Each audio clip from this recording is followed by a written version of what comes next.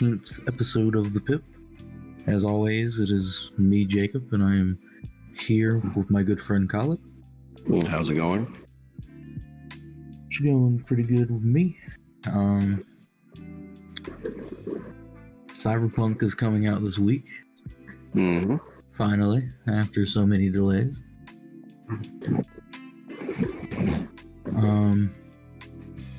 I heard some, not really rumors, but I think there was a Easter egg in one of the GOG's trailers for Cyberpunk.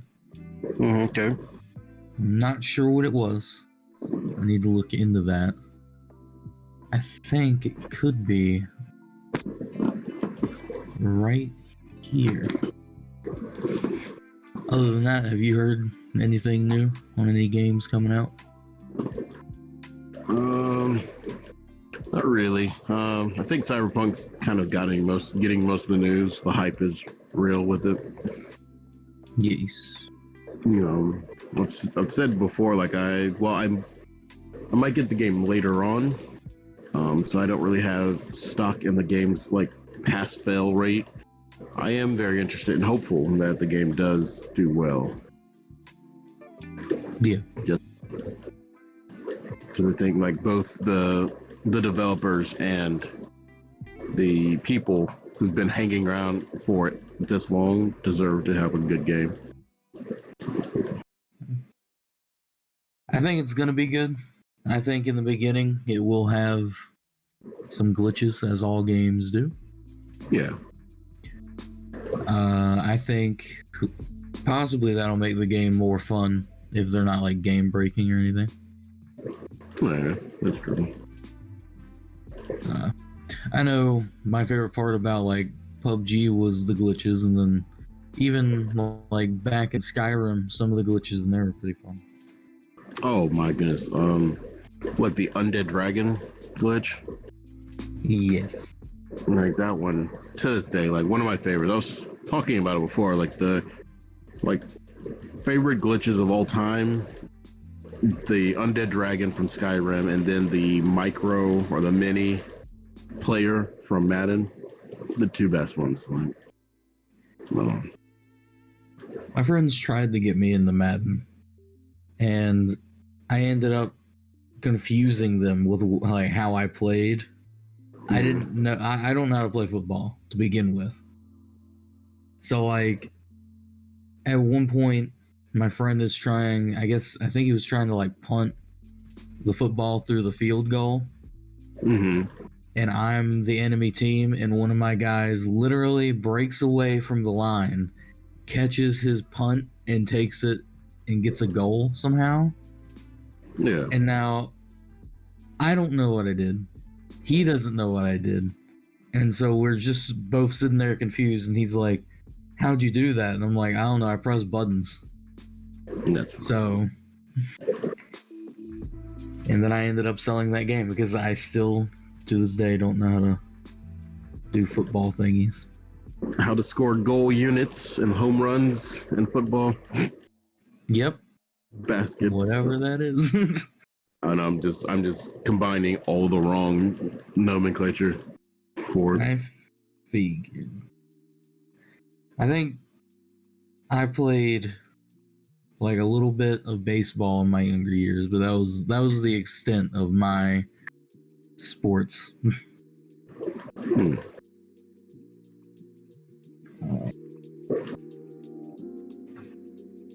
What about you? Did you ever do sports at all? Oh yeah. Now would you count martial arts as sports? Oh yeah. Okay. Then, I mean, you're getting that's physical activity, so. Yeah. So yeah, I did taekwondo for a while. As a little guy, I did t-ball. In New Mexico, I did rugby. It was very interesting. But I think it was fun because we did play. So in the Air Force, you can't do things you have to do flag football, on duty unless you're course a part of the college teams. But we did tackle. That was our PT. like tackle football. We'll go gentle, but still we would just do tackle.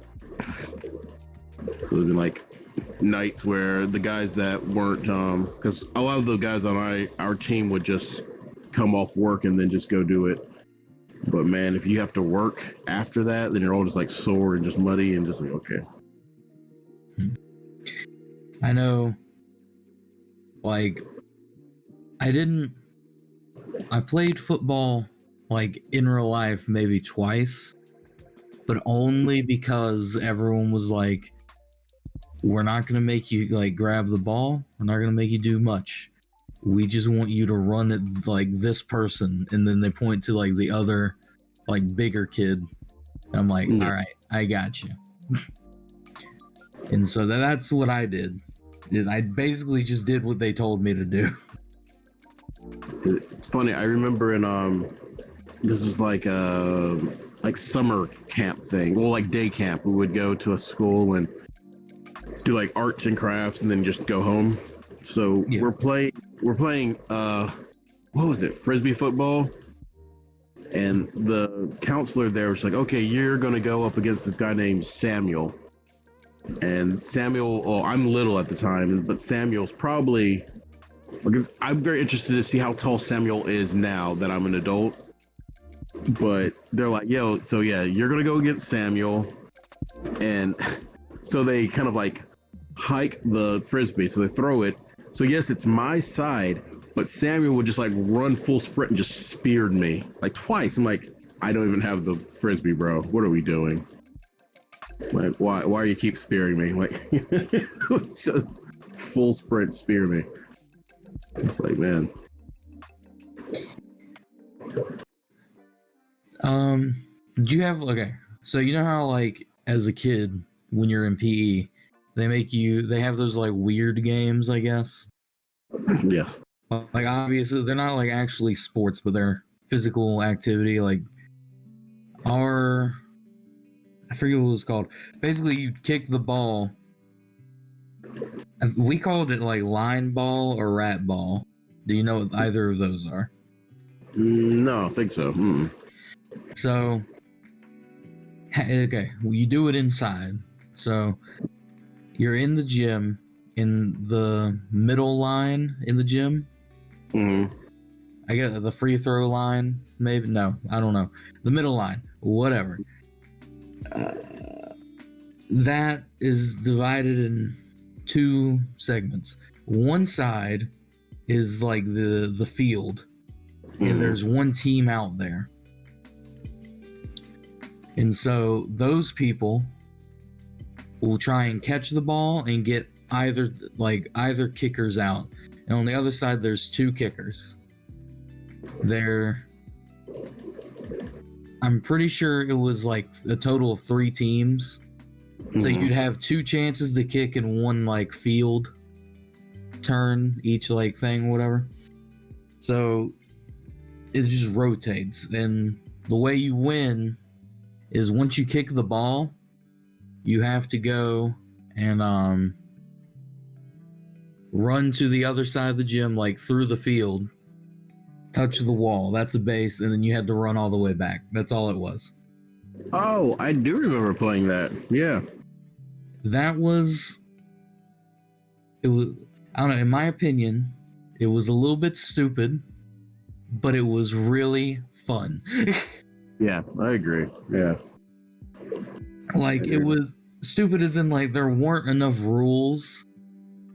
So, like, you would do something like, okay, my friend Lamont, he was a quiet kid. He used to draw a lot. And he was running back one time. And when I say my dude could jump. So he's running back, and on his team, someone had kicked the ball, and instead of going after the person that kicked it, they just waited there in line for Lamont, just waiting. And Lamont didn't see it. So he runs up literally, I don't know, maybe 20 feet to this guy. And he looked like, because he's looking down, watching where he's stepping, and he looks up and he sees the dude about to throw it. And instead of like dodging to the left or like stopping and like trying to just like move on his feet, my dude jumps literally into the bleachers and kicks off the wall. Because like these bleachers were like small, because this is middle school. This wasn't high school or anything. He kicks off of the wall. So there was 3 bleachers, basically, like 3 little seats stacked in our middle school on each side of the gymnasium. Yeah. So he basically jumped all the way to the top one, and then the dude threw the ball. And right before the ball hit Lamont, he put his feet on the wall and jumped off and kept running. That's and funny. I was like, what is this, Assassin's Creed? Oh my god. Wonderful. I like that. And so there was a new rule. You can't go in the bleachers after that. But it was really interesting that he made them make that rule. Yeah. Thinking about that, like I remember there was a game, I forget the name of it. I guess it's technically called Fish Gobbler. What is that? And so like this is like elementary school where all of us are minnows or whatever, and you have to run from one, I can't think of what they call pond, whatever. So you run to one side of the pond, and then you run to the other side of the pond, and the gym teacher's like calling the side you have to run. You have to run, touch the wall. But then if you're running, then he yells Fish Gobbler. All like you have to basically like pile up in like a scrum, like rugby, but you have to all just pile up and lay on the ground and then try to not get like pulled out and taken to the out, whatever. It's like that one, and then the parachute when you get to like lift the parachute and run underneath the parachute. I really love that. I remember the parachute one. Yeah, that was kind of fun. Yeah, I don't know. And so it's very interesting, the concept where like because this is late 80s when I'm dealing with this. So my gym teacher was this like tall, again because I'm just a kid, but he was like this tall dude who's pretty in shape. But he, like, thinking back, he was like a caricature of a gym teacher. Like he had like these piercing blue eyes, but he had like this red skin tone, like you know what I mean? Like he's just a white guy, but he had like this red like skin tone, like he was like forever sunburnt. Yeah, that's what I was picturing. And so he would wear like this like tight sleeve short polo shirt, and then he would have like the quintessential way too high like gym shorts, and then he would wear like his like tube socks like up the calf, and then like white sneakers. And then when he get upset, like his face just turns like redder than he already was, and there's like a vein on his neck and a vein on his forehead. He's just all like angry. Such a weird dude. Such a weird guy. And it's funny because his wife was one of my sister's teachers, and I remember talking to her later on when I was in middle school, but I was like, I don't really want to ask about him. He seemed to have anger issues, but I don't see her wearing a wedding ring anymore. So I had one of the coolest like elementary school gym teachers. He was really laid back, but like he was just chill all around, I would say. He was kind of going bald, but he had black hair, and he would always wear like a white shirt, basically just a white t-shirt with blue shorts. That's all I remember about him. I don't remember his face, but I remember that's what he would wear. And I remember this one might be new to you, I'm not sure. I don't know where half these games come from, but basically they would hand out noodles, like the pool noodles. Yeah. And it was green, blue, and red. So like earth, water, and fire. And you were split up into those 3 teams, and if you were fire, you had to beat the green people with the noodle. Like if you were Earth, you had to beat the water people, and if you were water, you had to beat the fire people. And it was literally just all the kids going around and trying to hit each other the hardest, and it was the best game Freaking ever. Avatar. And like it had like a resurrection like mechanic too. So like if you were fire and fire came and like hit you, like basically you just sit on the ground if you get tagged by it, by your enemy team or whatever.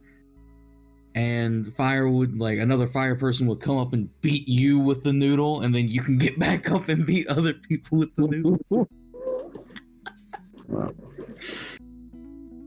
It's funny because I don't think there was ever an injury playing that game because again they're just pool noodles. Yeah. But there were tons of injuries for like basketball, and then like there was this one day I remember playing dodgeball. And the ceiling tile, just someone threw the dodgeball up and it hit one of those little ceiling tiles and actually knocked the ceiling tile out. But that's not the worst part. The ceiling tile is just like a square tile, not like the long rectangle ones. Fell all the way down and straight up landed on some dude's head. Jeez. And cracked, like not cracked his head open, but like broke in half against his head. I was like, what is that? And then so in the gym we'd also play like S-ball, and it's basically it's kickball, and again there's two kickers, like, but it's like the bases are oriented in an S around the gym. So you'd go up one wall, then like hit a corner, go to like the middle line, then go down the middle line, go to the it's weird. It's just an S. Anyway, it was my turn to kick, and there was some dude that was like getting everyone out on my side of the kicking thing. Yeah. And everyone looked at me because I used to kick like basketballs for fun. I would just be kicking those, and so they're like, "We know you can kick. We know you can do it." And I was like, "Okay." And so what he would do is he would get up real close to the kicker, and he was really running a gambit. Okay, he'd get up real close to the kicker and catch the ball, and then you were just out. So I was like, I'm going to kick this as hard as I can, but I'm gonna like specifically kick it at him. And I nailed him in the face and he fell backwards. Jesus. The teacher was like, "Did you do that on purpose?" I was like, "No, he was just too close." And so that created the new rule that you couldn't be that close. So, yes. It's very interesting that you were able to, like, I remember a lot of just like gymnasiums, even in school, but even out of school, where they're just like no kicking basketballs kind of thing. Well, So that's right. They allowed you to do it. they probably didn't allow me to do it. I just didn't hang out with like the basically I always hung out in free time or whatever, where no one was per se. Like I wasn't near like the troublemakers, so all the attention wasn't on me. So now I just kick the basketball. But I understand that rule, because basketballs hurt if they hit you in the head. Yeah, I think also it's just like it's like ruining the basketball. Oh, you know, they want their basketball for the hoops. basketball. The hoops, bro. Take it to the rim. Let me see what I got here. Oh, something will kind of connect it to Cyberpunk 2020 via basically Keanu Reeves. He's actually making a comic book, or he's going to be in the yeah. It was crowdsourced or crowdfunded, and it's spelled BRZRKR. But I would think that phonetically it would basically be Berserker. Yeah. So the main character looks just like Keanu, so it's gonna be interesting to see where that goes. And then also, this one I think is quite entertaining. So it comes from company Aftershock Comics. Yeah. Let's see what we have here. So basically, it's a how's the best way to explain it? So it's Chicago, right? Yeah. But it's like fantasy based. So you have this thing where they're like you have your classes and your tropes, but it's Chicago and this group of people are looking for it's like different just items and so forth in it. Let's see. Yeah, so it's called Bequest. So it follows a group of fantasy heroes from another world to Chicago, where they must hunt down artifacts and weapons to take from their world, taken from the world. So before they cause like too much destruction, kind of thing. Let's see. Check yeah. Yes. Yeah. Says, welcome to Chicago, Illinois, where magical items from Tegia are being traded in the black market and are messing everything up. Like magic items is what it's Yeah, basically magical items. I would love to have a black market where I can only buy magical items because I wouldn't be buying them. I would be stealing them. I mean, if you steal from the black market, well, you're going to make a bunch of enemies. But why would I buy from the black market? That's illegal. Exactly. You can't steal what's already stolen. Yes. Kind of repurpose. Did you hear about the like $300,000 worth of RTX 3090s that was stolen? Absolutely not. So apparently in China, there were 40 containers of RTX 3090 GPUs, which are the highest, like, new RTX lineup GPUs. Like the highest. They were the $1,000 ones. And they were stolen from an MSI factory, so at least we know they're going after the good ones, because MSI is a really good company. And like basically NVIDIA allows other companies to make like the cooling for the graphics cards, so that's why you can have like an Asus 3090 or an MSI. So basically it was let's see here. Apparently they stole them, and now they've seen that basically the same cards, probably they can't tell if it's the ones that were stolen, but they've jumped up in price to like $2,000 on various auction sites. But it's funny, obviously I don't think they're giving out much information because it's an ongoing case. Yeah. But this article describes it as a GTA heist level thing, and I'm like, yeah, like how do you take 40 containers? Like when I think of 40 containers, I'm thinking like probably like crates, you know? Yeah. So so let's do some math here.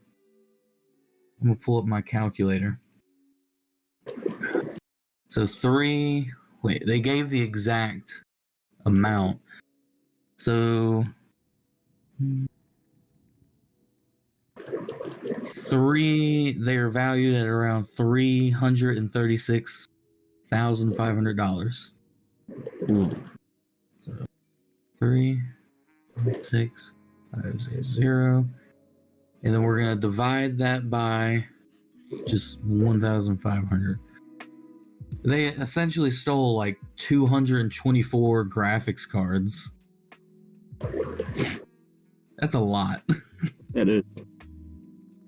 Like, oof. And like, since they did that, of course, it creates somewhat of a shortage.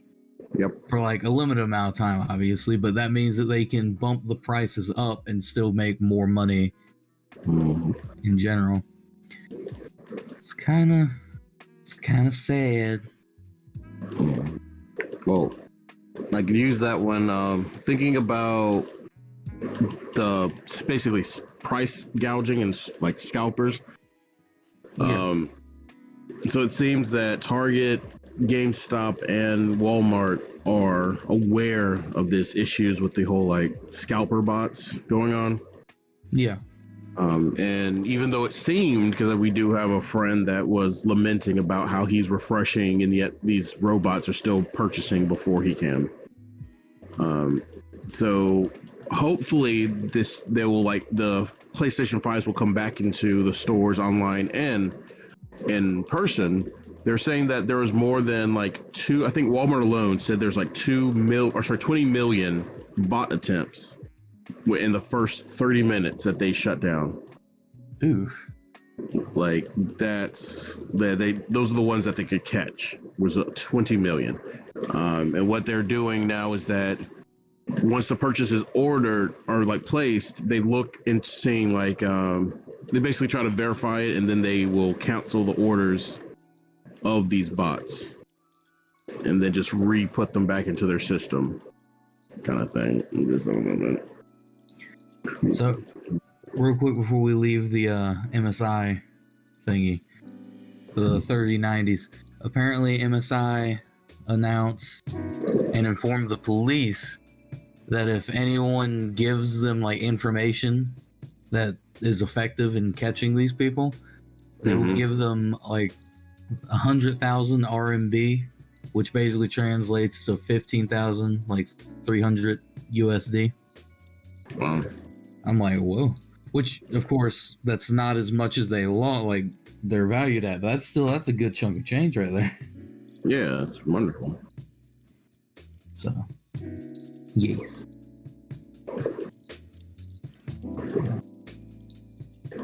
Everyone is preloading Cyberpunk. Yep.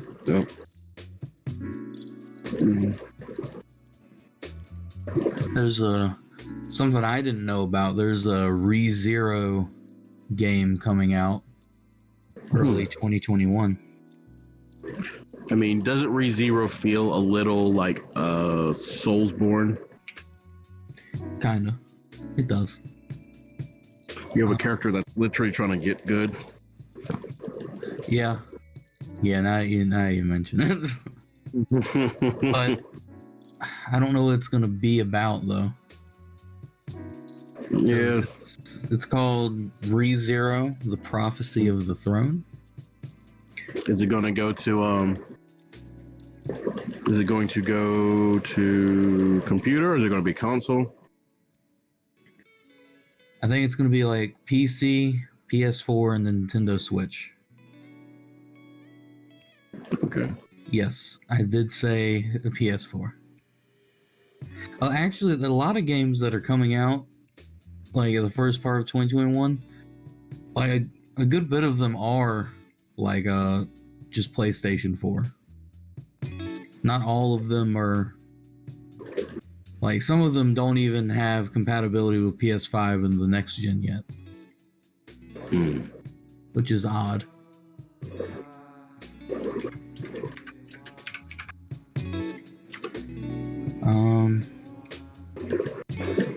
So is it REM or RAM that's gone?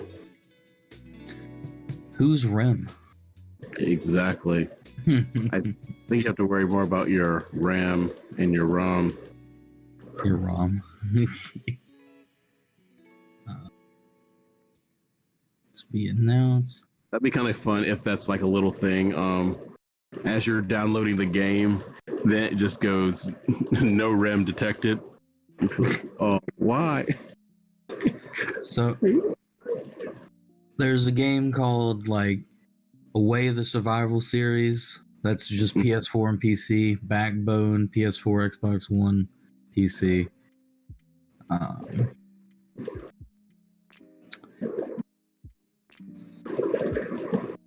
There was, but I can't find.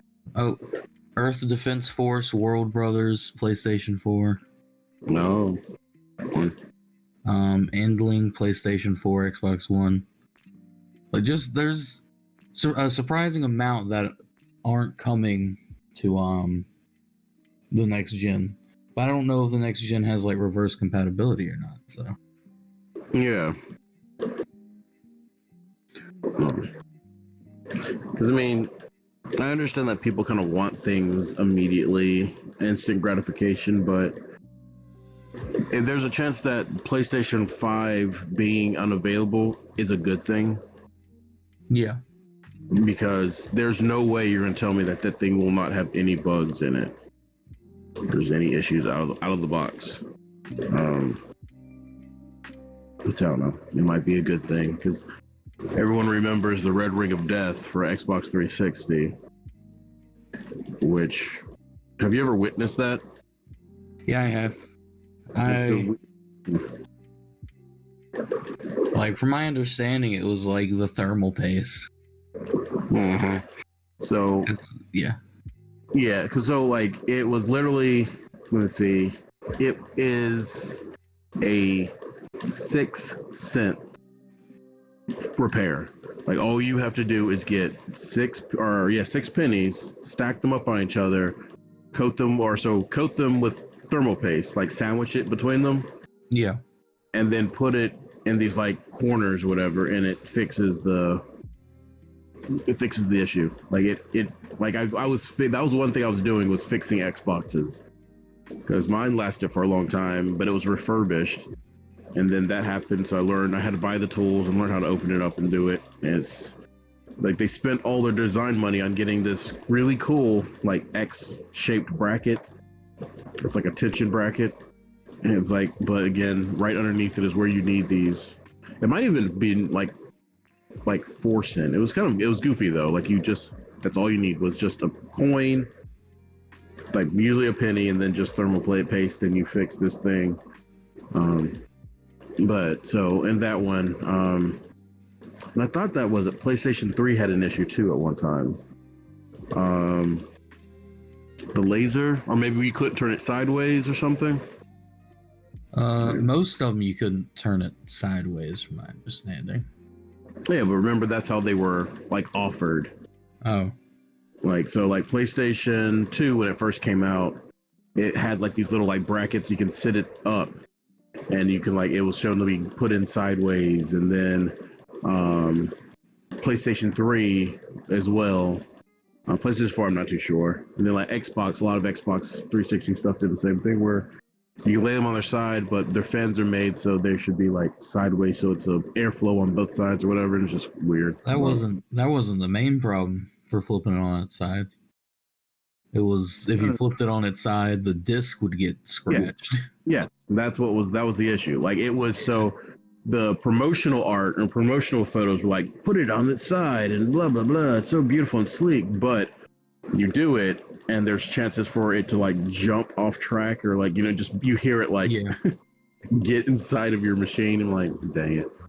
Yeah, like mine, like my mom put my Xbox sideways. While like I had it on because I was coming back, but she was like cleaning up the living room. I had my MW3 in there, and it tore that up. I was like, I'm so mad right now. Yeah, it was fun.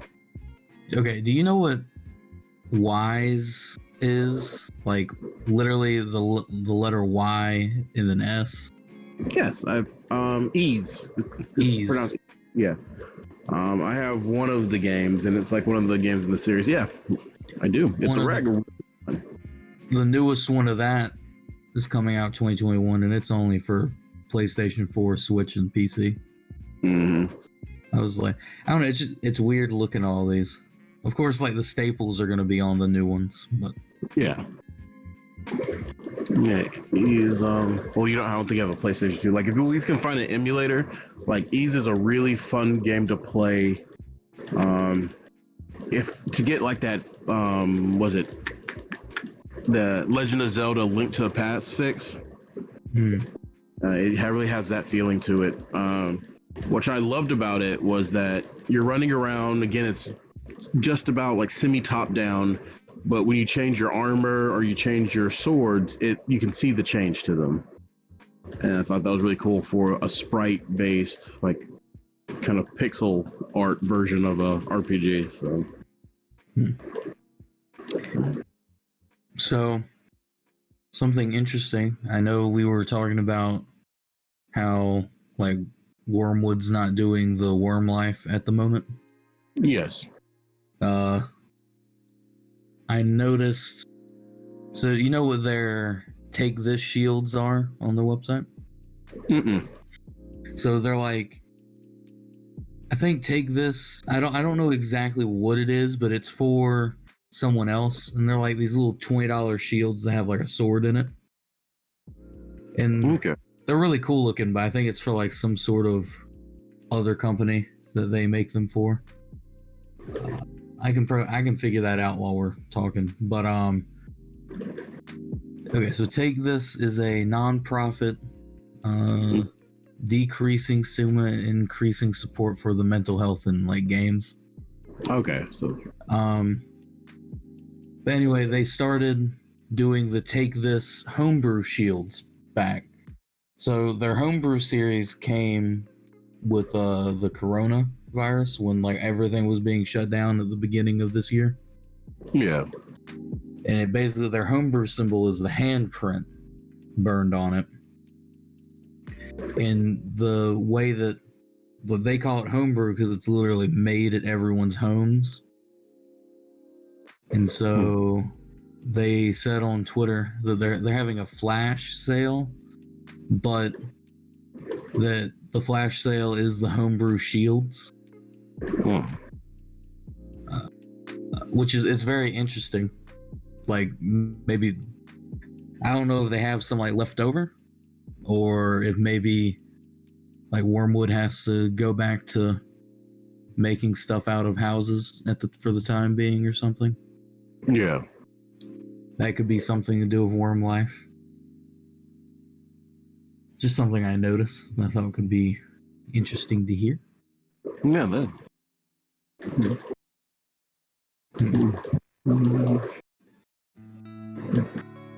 Let's see. That's one of the games that I was meaning to ask you. Have you ever heard of Slasher's Keep? I have not. So, do you know what Daggerfall is? D&D Daggerfall? Is it D&D? Yes, wait. Morrowind, D&D. Should be D&D, Daggerfall. I don't think it's Morrowind. I think it's just... Because that was an Xbox game, and I played that a lot. So it's like, it's Daggerfall-like, but it's also, of course, a roguelike. And it looks really cool, but so it's heavier pixelated, or like pixelation art, like whatever, 16-bit. But you wake up in a cell, and then you have to find random items, and you have to fight like monsters and so forth. It's really interesting looking. Okay, wait. There's two. Okay. There are Daggerfall. There is a Daggerfall in D&D, but there's also Daggerfall like Elder Scrolls 2. Yeah, Daggerfall. that's what I thought. Yeah. Okay. So Daggerfall in Elder Scroll universe. I was like, did they both? How did they not get sued? But yeah, so Daggerfall in Elder Scroll universe. Okay. It's because Daggerdale is like the name, but Daggerfall is like an area in D&D. That's my bad. That's my B. That's true. But at the same time, though, like D&D would be a bit of the hypocrites to want to sue people for using certain names and so forth. I mean, they were sued because of the whole, like, by the Tolkien estate for some of the stuff in their early creations. So, like, halflings were hobbits, treants were ents. So. Yeah, because Daggerdale is like the region, I guess, And Dagger falls within that region. In Fall Falls? It falls. Mm. Daggerfell.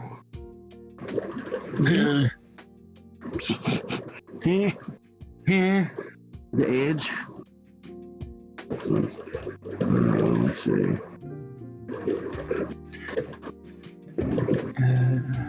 AMD is testing new mobile GPUs. Called the Navi. Well, it's people are saying leaks suggest it's the Navi 22, which is really cool because, I don't know, mobile GPUs are interesting because you can get laptops now that don't have mobile GPUs. They have actual desktop grade graphics cards. Yeah. Like my laptop, but I don't know. It's interesting to see that they're still doing mobile GPUs. Maybe it's for the slimmer laptops instead of carrying around a big chungus like mine. Yeah, because there's that place where now laptops and tablets are kind of becoming one creature. Yeah. Which I don't know how to feel, especially saying if I have a tablet and it's go to mobile. It's I don't want to go to the mobile version of a website.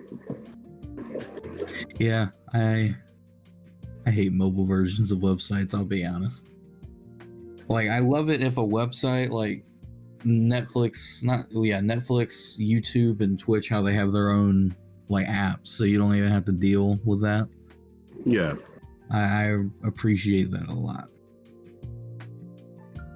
So I will say one thing about YouTube, you can switch it to the desktop version. Yeah. But heaven help me, when they first updated YouTube, was it end of 2018, beginning of 2019? When they first updated it, they were just keep on saying, you have to switch soon because we're going to get rid of this. And I don't know if it was by design or by circumstance, coincidence, but the mobile version, old versions of it, were slogs, man. And even when you try to use the newer version of it, just terrible for your phone. It constantly just wanted you to go to the app. I was nah, I like using the mobile version. It's try using the app version. No, mobile. Just give me the mobile. I had a bad history with the mobile or the app version of YouTube. So,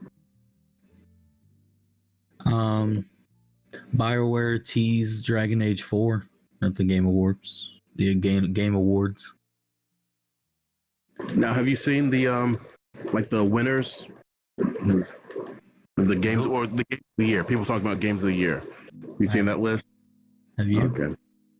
Bits and pieces of them. The ones that kept popping up, of course, Among Us is on there. Well, I saw the list of things because I wrote them out to you. But I didn't see who actually won. Yeah, because when do they finally do that announcement, or has it already happened? I think it already happened. Let's see if we can find that, cause.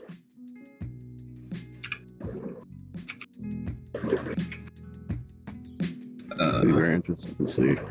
So, I know Ghost of Tsushima is the Game Awards Player's Voice winner. Yeah. Let's see here. Well, this says... I saw something that said... oh, no, it hasn't happened yet. Okay. I don't think. 10. Yeah, it's December 10th. Yeah. Or 10th. Today's the 8th. So Thursday. Looking through, though, there's some games that I go, oh my, I forgot about that. Control. I was really interested to see the gameplay of Control. The 2019 game, but completely just slipped past me. Get out of those. So, Call of Duty Warzone's coming out with a new map. It's coming a week later. It's going to be December 16th. And it says it's It's like a Cold War, like war zone thing. It's like it's sort of mixing the two. Huh. So I don't know what that means, but you know, I'm all for it as long as it fixes my game crashing my whole computer. Because that made me mad. It's kind of funny, like looking through some of the like nominees for the games of the year. Yeah. And then looking at because there's a series that I watch on YouTube, things like highlight reels, and it's just different videos captured through the gaming world. And it's funny to see what games keep popping up with like these crazy bugs and glitches, and then to see them on here as like the games of the year. Because the Genshin Impact, like this Genshin Impact. But anyways, like with that one, there's this glitch where if the person gets hit, they'll start doing like the fall animation, but they'll just go up, and it just keeps going to the point where they're like off the planet, and then they start falling back down. I was like, I don't know how much fall damage they're about to take, but I don't think they're gonna be alive anymore. I think they're dead. I think they did. Yeah, that one, and then like Valhalla. So Assassin's Creed Valhalla. Some of those glitches are very funny. Like the weird, like the guy gets out of the boat and the boat starts spinning around in the water, like on. So let's see, y-axis, I think. So it's just kind of spinning, really weird. Wait. When did Destiny 2 come out? Destiny 2's been out. It's on this list. It's probably it's update, not update, but a DLC. So Destiny 2, it's on that list because of because of like the expansions, kind of. How do you feel about that? I don't like it. Like games have already been out, because Fortnite is on there as well. Just like these games have just been so you know, out. it released in 2017. So I don't think it should be on that list, in my opinion. Yeah, that's interesting. I mean, I don't like Destiny to begin with, so I don't think it should be on the list ever. Now, what don't you like about Destiny? You might have touched on this before. They could have fixed like the second one, but the first one I didn't like, because I would go to do a quest, and it's like, oh, you did the first quest, congratulations. And then it's like, now here's the second quest. You have to go back through the first quest level to get to the second quest. Beat the second quest. You have to go back through 1 and 2 to get to 3. Does that make sense? Yeah, so the backtracking element. Yeah, I didn't like that. It's like, I don't know. Because on the map, it sort of reminded me as if, not reminded me, but it looked as if it would be more content. Like when it first came out.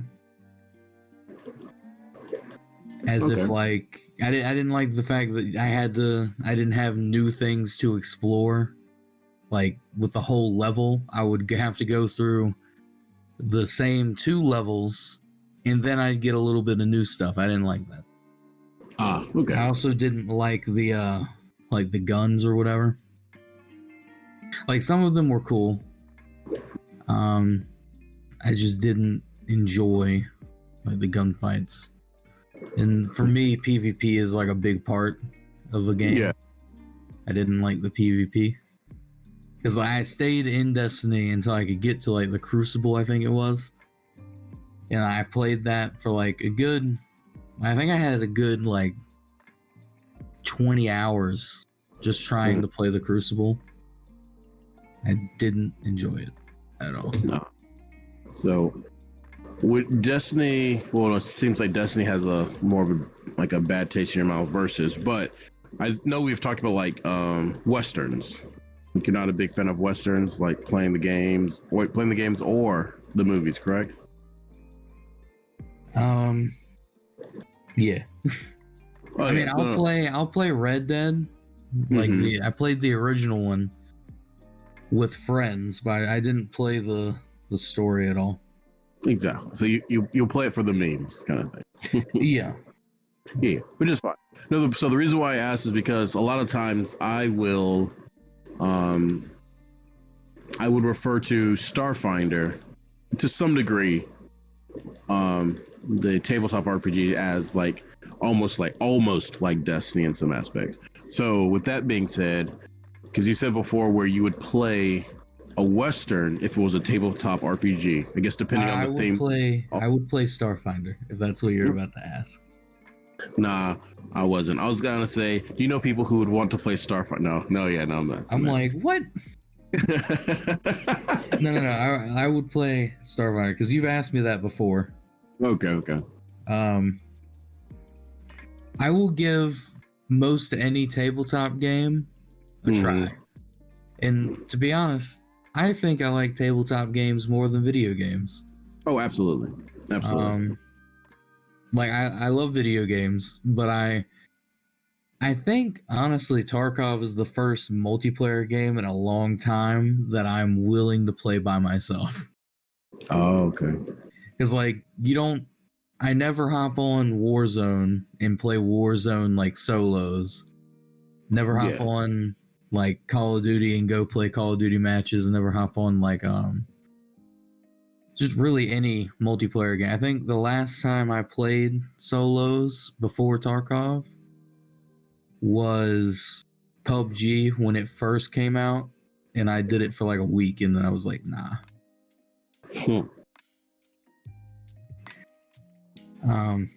Now, I guess it's different for like games like Rust and Ark, because, well, not even Rust. It was mainly only Ark, because I could sit there, like listen to other podcasts, listen to music, and just grind the resources. And it was almost like I was playing a single player game, because in Ark you have like these stats that you can, every level you can up one of these stats.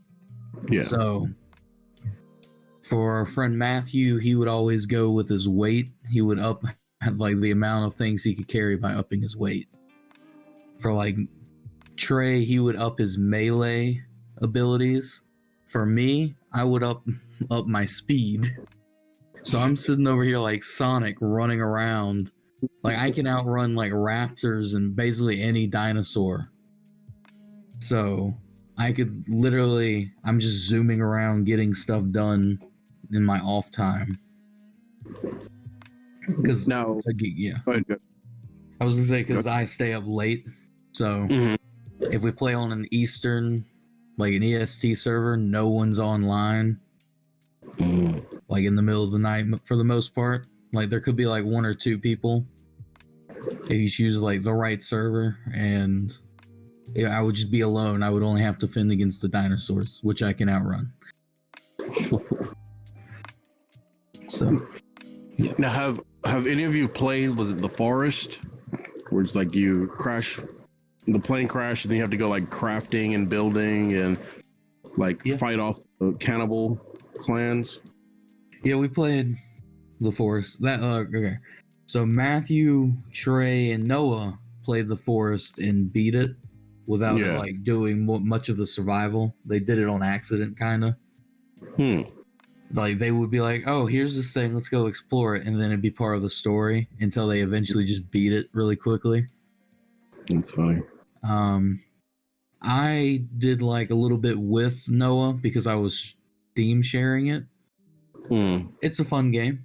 I enjoyed it, but I probably won't play it again. It seems like that would be a game that all of you would play and just run around and kill turtles and and build things. So yes, like I enjoy it, but again, it's the PvP that I enjoy. Yeah. Because like they would always beg me to play on Ark, like a PvE, and I'm like, nah.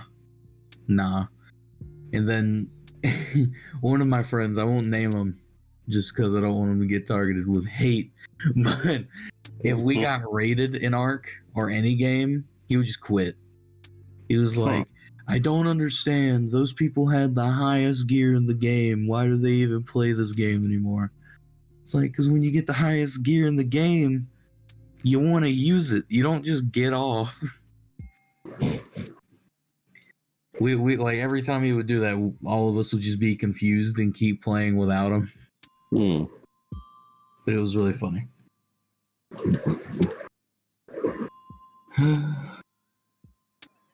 I really enjoy games like Don't Starve Together, or Don't Starve and Don't Starve Together. Do you know what those are? Yeah. I got it on sale, like both copies of it for like $2. Wow. Is Dead Space still a bargain?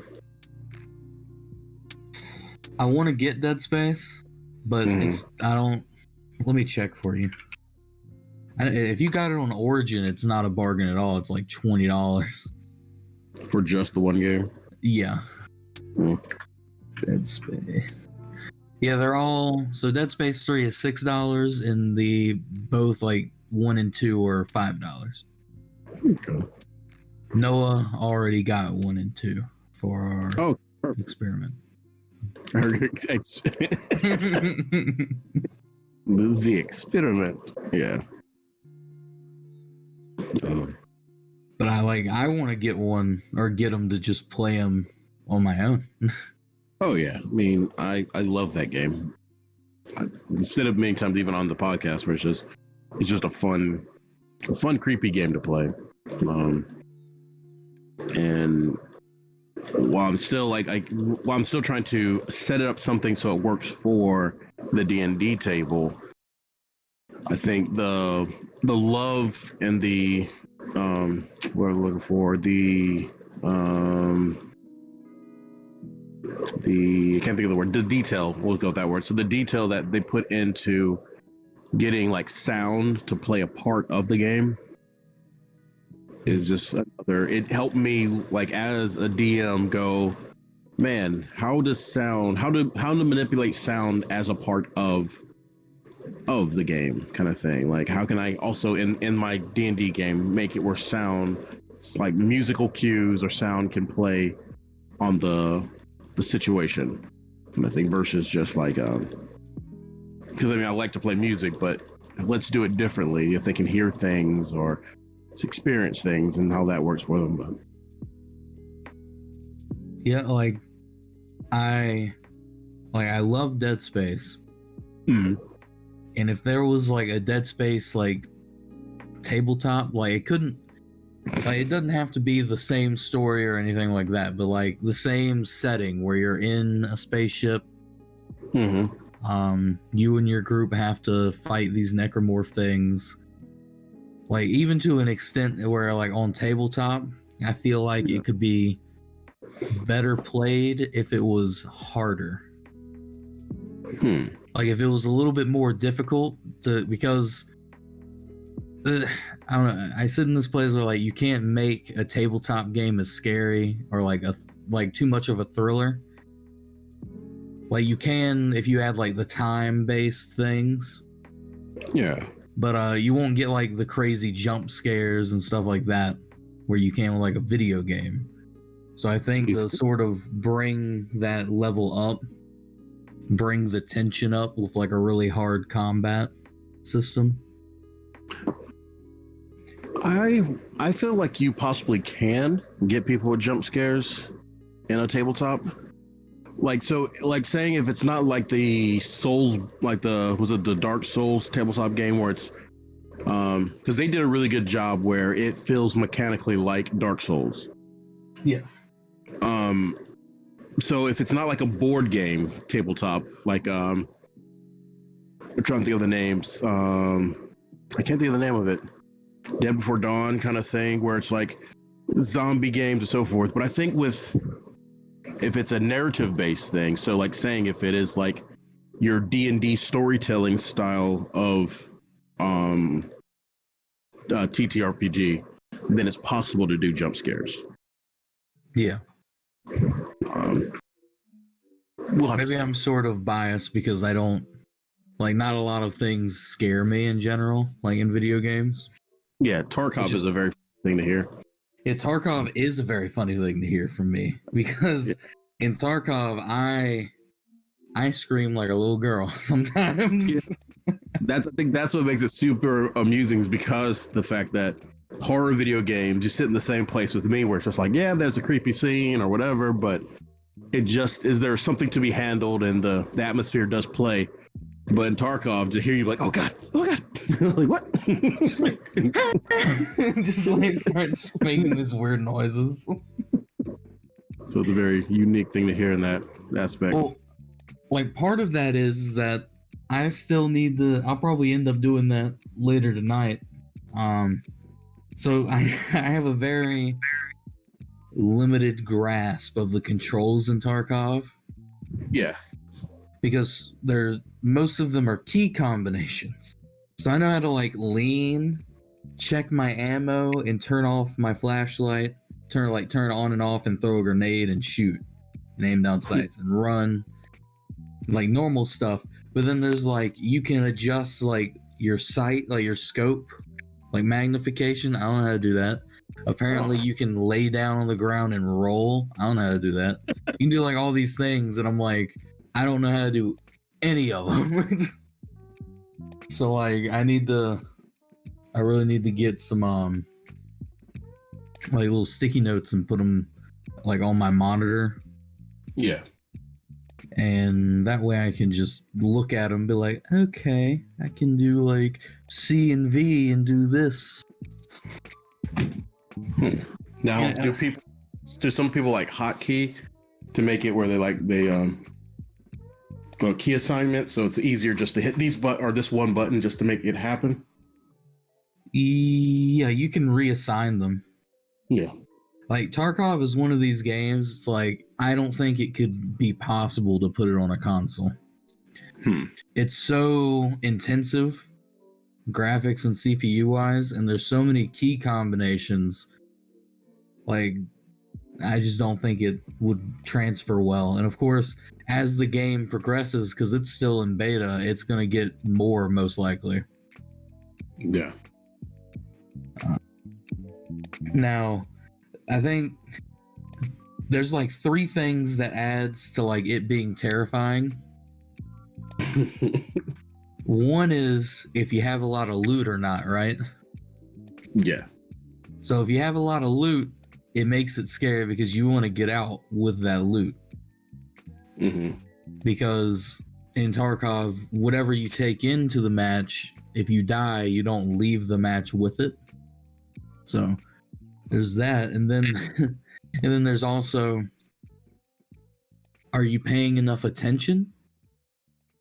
Is it nighttime? Do you have a flashlight or night vision? If you don't, it's just a black screen. There's also the sounds, because bushes, Tarkov is heavily based on sound. Seeing people, yeah, you can see them and snipe, but when you're in dorms, sound is your key. You can tell if someone's walking upstairs, if they're outside in the grass, if they're walking on metal, if they graze a bush, if they're crouching, if they're doing if they're healing, unzipping a bag. You can tell what they're doing based on the sound. That's cool. And also reloading in Tarkov is really cool, because if you hit R, it does a really slow animation for loading. It you take your mag out, you put it in your vest, you put the other mag, you take the new mag out and you put that in. But if you double tap R, if you're panicking, your dude literally rips the mag out, throws it on the ground, and puts the other one in. So there have been many mags lost. Oh, because you reuse them, correct?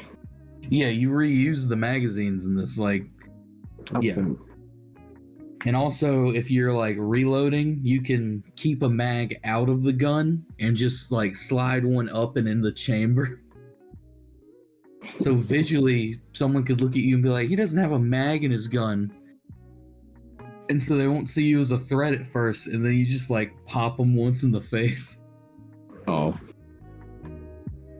And like things I'm starting to learn are like the different kinds of like ammo, because you could have a good gun, but if you put bad ammo in it, it's almost worthless.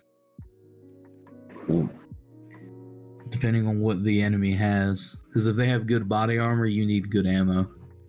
Makes sense. But one thing I found is I'm really good at sniping, and I'm really good at catching people off guard. And that's about it. I'm also good at screaming like a little girl when someone shoots at me and I'm hiding in a bush. So I mean, I'll use this as a part of our segment, since it's like a little past 11:30 of what are you watching, playing, reading, and listening to. So, obviously Tarkov is one of them. yes. But what else are keeping you entertained? Well, in the loading screens in Tarkov, I play this little phone app game where like you just shoot balls at bricks. That's literally loading screens take a while. I don't know, nothing too much. I want to get back in the Baldur's Gate. I'm kind of waiting for that new update to come out. Now, you said that it's going to remove a lot of the like it'll save wipe everything.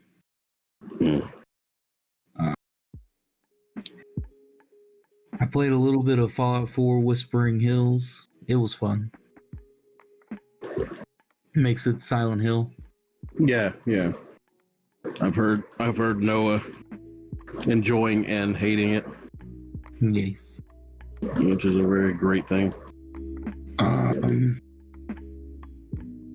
don't consider this like playing a game necessarily, but it's been entertaining me. Just learning how to video edit on like my iPad versus my computer. Like it's almost, to me, it's as entertaining as playing a game. So I'll put that as me goofing off in video editing software. Yeah. Read the My Hero chapter and Bakugo's big spiel. He was like, I'm whatever explosion murder god Dynamite. So I think his hero name is actually Dynamite now. Yeah, especially seeing like how they spelled it. Yeah, it's Dyna and then might as in like all might. Yeah. Kind of thing. So that's cool. I'm glad it's not Katsuki or whatever. I don't know. Whatever Deku called Kachan. There we go. I'm glad it's not that. I mean, because Kachan is just like a familial version of his name, correct? Yeah, it's what Deku called him ever since they were little. But if you look back, Deku's name, Midoriya, his name is Midoriya, but Bakugo called him Deku. That's what created his hero name. So, yep. That's all of the reading. I've been watching GoPro videos, like from the Hero Summit, video editing videos.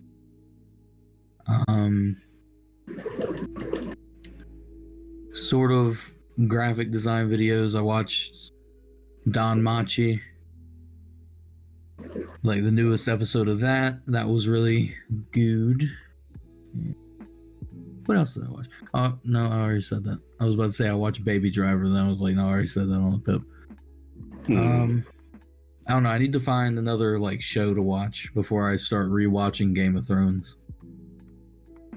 Because What? Are you saying that like if I don't find a new show, then I'm going to watch Game of Thrones? Like, Yeah. is it like a cry for binge help?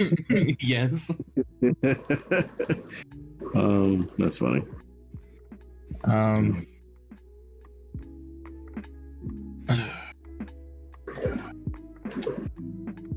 Listening to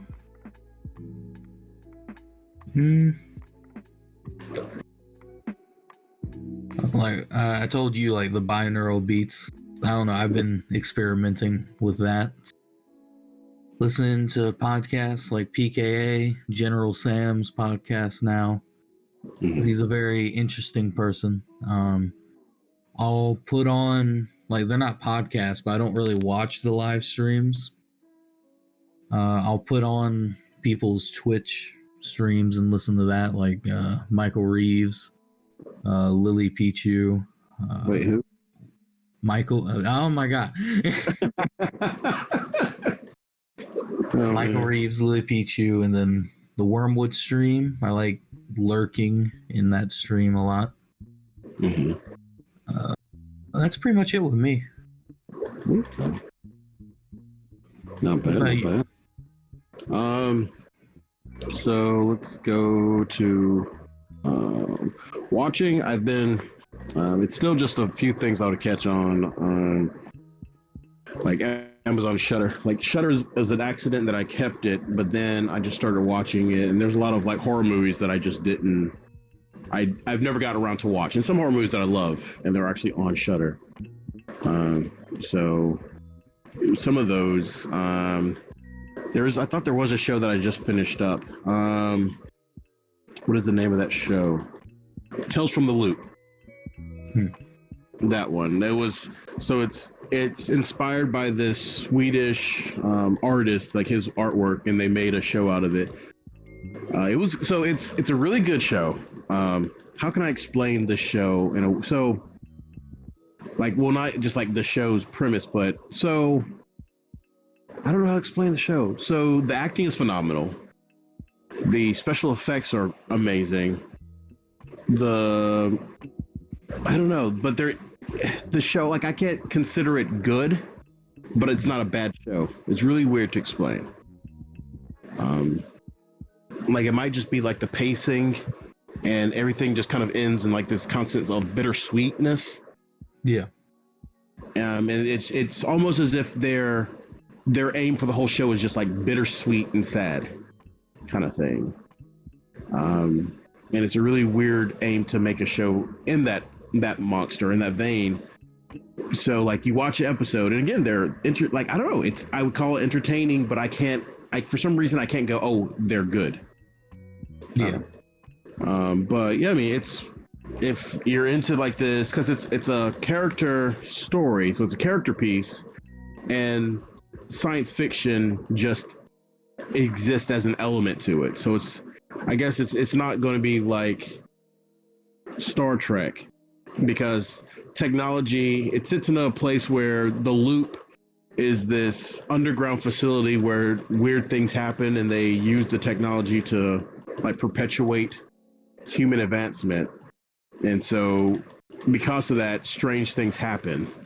But yeah, like I remember watching a lot of the episodes just kind of like, okay, let's get to the next thing. Or just there's like I think one episode I just watched completely fast forwarding. Like, I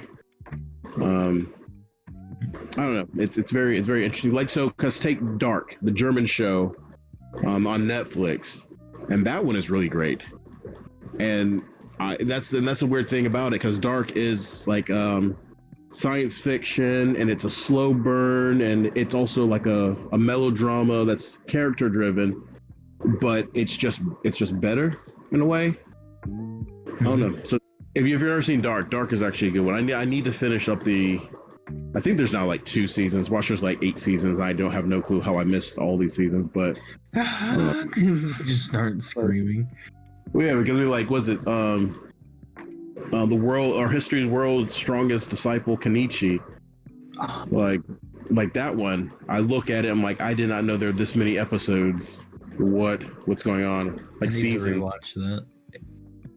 It's on Amazon Prime, but I'm not being like the dub versus sub snob.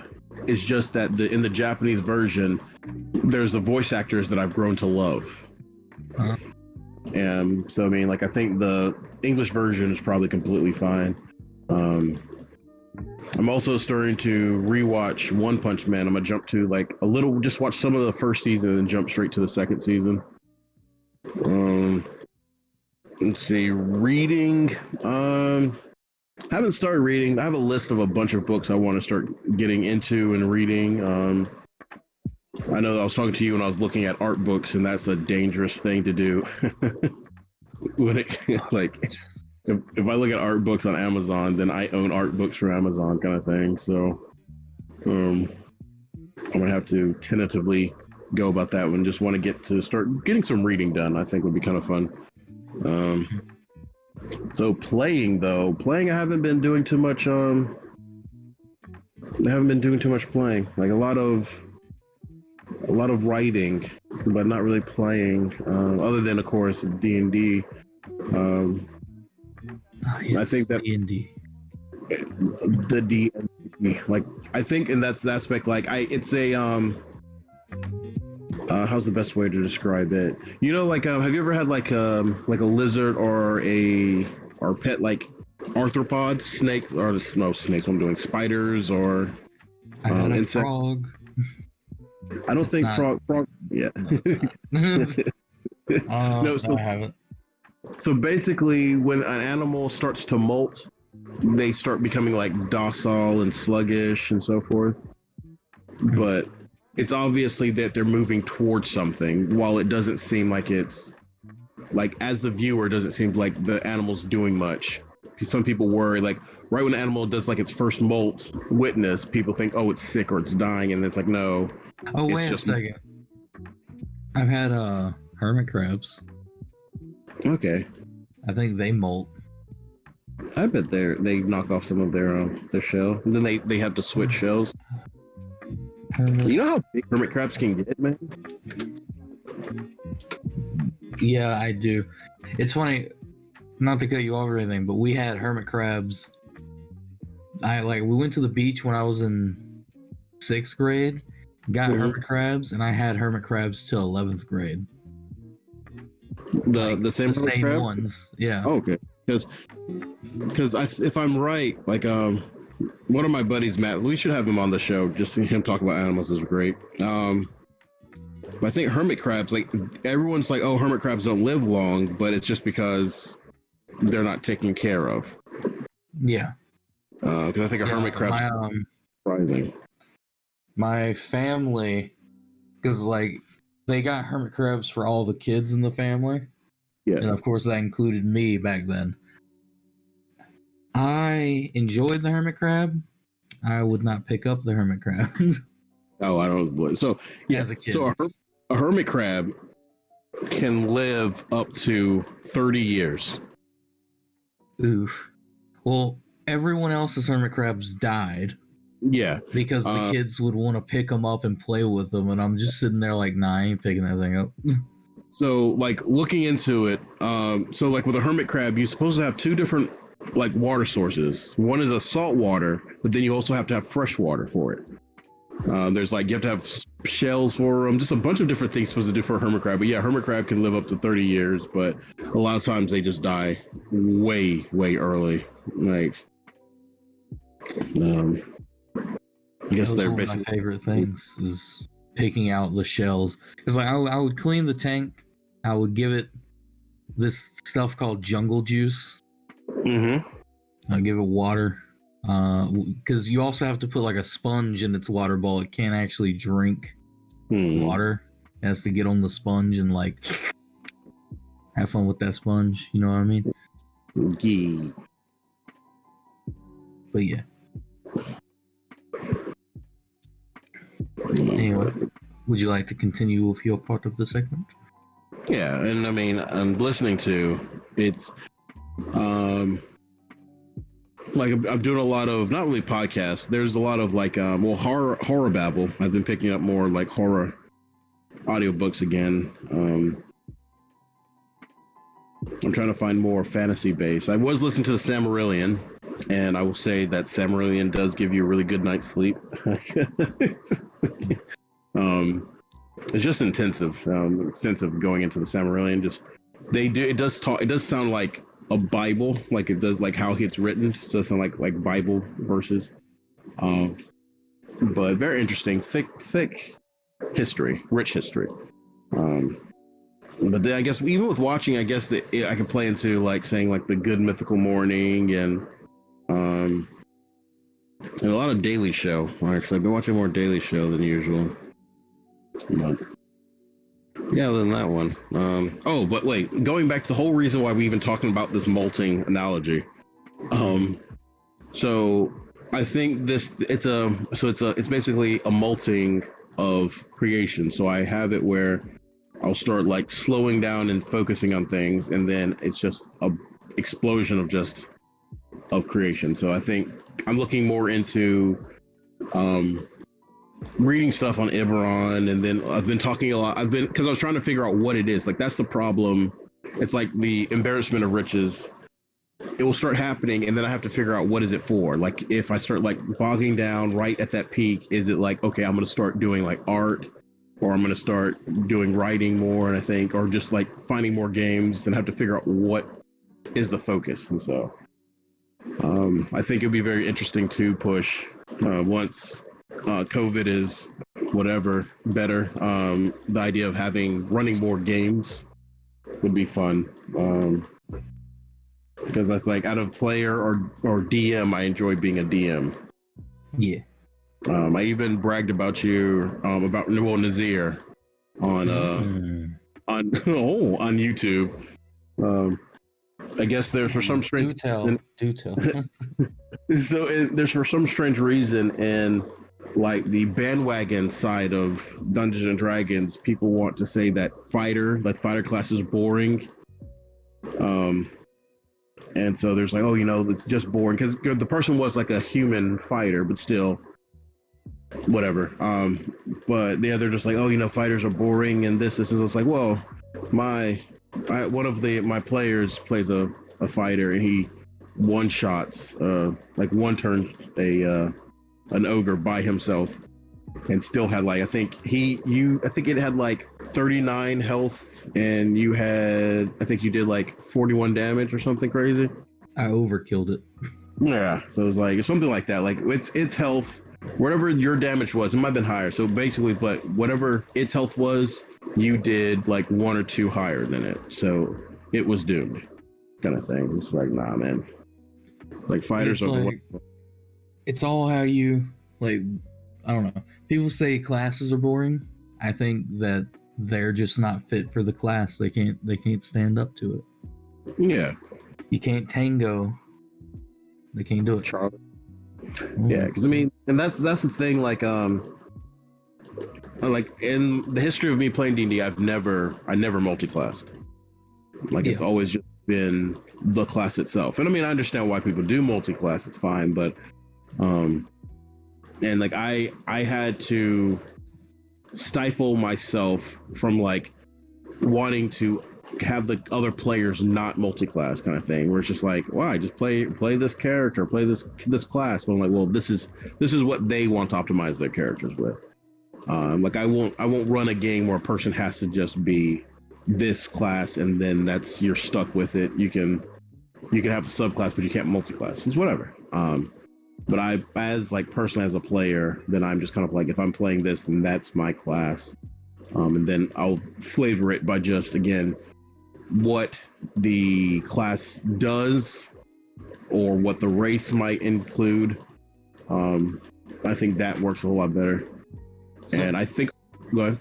I was gonna say, I think, like thinking back on, I think people that can't or like think the fighter class is boring, may look at like other classes like the paladin or like the sorcerer and stuff like that as more appealing, maybe because they have a general idea as like stereotypes of what RP wise those classes should be. Yeah. Whereas like a fighter is more, it's just bare bones, you feel it kind of thing. Exactly. Yeah, I would agree. Yeah, because you're right, because thinking about it, like at a glance, like you have it where, again, of course, you can change it through their subclasses, but at a glance, if you're a rogue, then not everyone, but Shady talking with a Cockney accent and a cloak over your head is what your class does. Like there is like a flavor. If you're a wizard, then you're magus, then you have you have your big brim hat or your hood, and you know what I mean? Like, yeah. So I think that's what it is that all these classes have like flair. A druid has like antlers or something weird on them, but as a fighter, you're kind of like you're a fighter. Yeah. And yeah, I feel like that's exactly one of the reasons. And a lot of people just jump on that bandwagon where it's like, oh yeah, they're boring. It's like, no, they're not.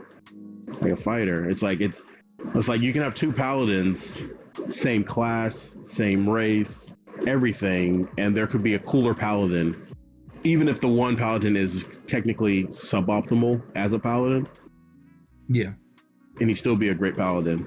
I think we're talking about like descriptives of like how your character attacks or does an action, and I think that in itself will help or helps also like the flair of a person's combat, where it's just like we have a player where he's like, well, I swing my sword.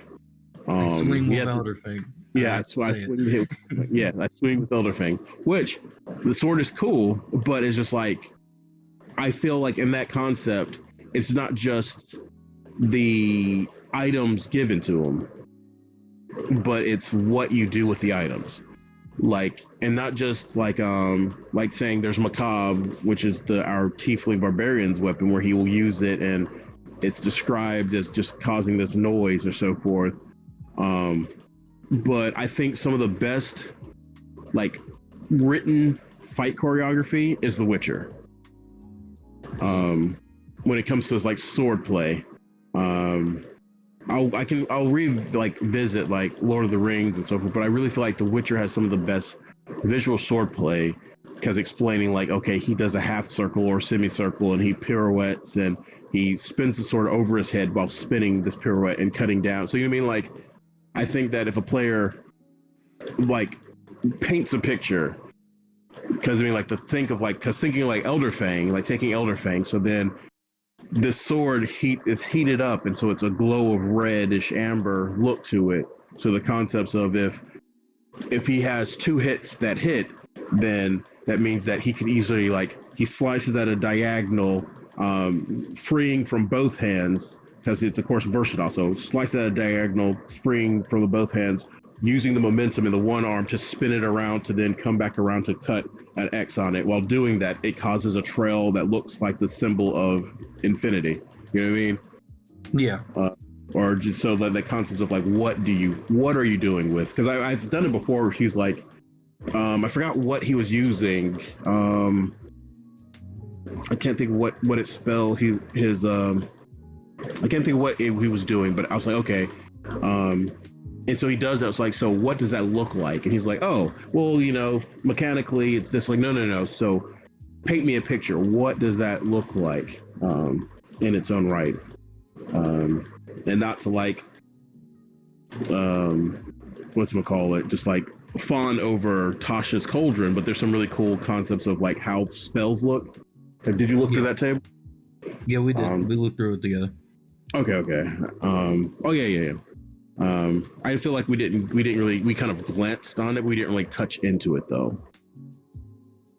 I agree, because we were like, we were both on the same like page of like, it's weird how this has to be said, like for people to do it. I think we should do like a what's it called? Like not an anniversary, but kind of a how do you feel about the product kind of thing? Just kind of revisiting it, because I think both of our books weren't here at the time. Was that right? Yeah. Yeah. So like now, because there's some tables that just weren't in the PDFs for us. Yeah. So I think it'd be kind of fun to actually revisit and then talk about the things. Like, so now that we have a time to actually, I feel, read everything and then go back into it. Would be kind of fun. I do think it was interesting to me reading that table, because I already thought about customizing my magic, like from Nazir's cleric-like skill. Not skill, but like one level in cleric. Because what he does is he swings it off of his blades instead of like standing there and casting it. You know what I mean? Like for those spells. So if it's like an attack spell, he's gonna swing and like charge the energy and send it through his swords. Yeah. I'm just like, why? Why people no customize their magic? Yeah, I mean, and that's like, I try not to do it for NPCs in a way. Well, it depends on, and I'll say depends. That's not completely true. Are they cannon fodder, or are they mainstays? Oh yeah, that like the quintessential anime enemy that doesn't have that well designed, so you know that they're just going to get taken down by a bunk. Which I always love seeing. It's like, oh, you have not enough design. There was one anime that I watched. I remember they put more into the throwaway characters, so when they just got murdered, you're like, whoa, okay, didn't see that coming. His design was really good.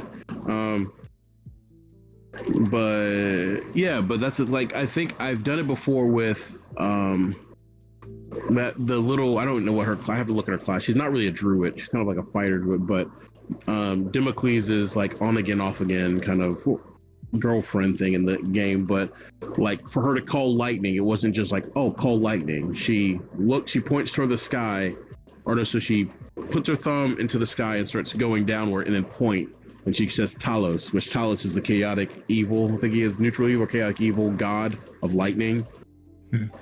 So just descriptions of what that does, because it's like somatic and verbal. So it's like, and that concept, but yeah. Well, did you want to finish your segment, or are you? No, that was it. I think I named all the stuff that I'm doing right at this point. Well, it is 12:02. Would you like for us to call it here? Oh, absolutely. Alrighty. Well, if you enjoyed the podcast, please hit the follow button. And if you want to see the previous podcasts, go to either Oni Central on YouTube or the PiP Podcast on YouTube for the VODs. And or go like the Facebook page, the PiP Podcast, for the VODs. And notifications when we go live. And we stream every Tuesday at 10:30 p.m. to 12 a.m. Eastern Standard Time. And every Friday, same time, but not every Friday, every other Friday, same time, but with a guest. And that will be next Friday, not this Friday. So, Awesome.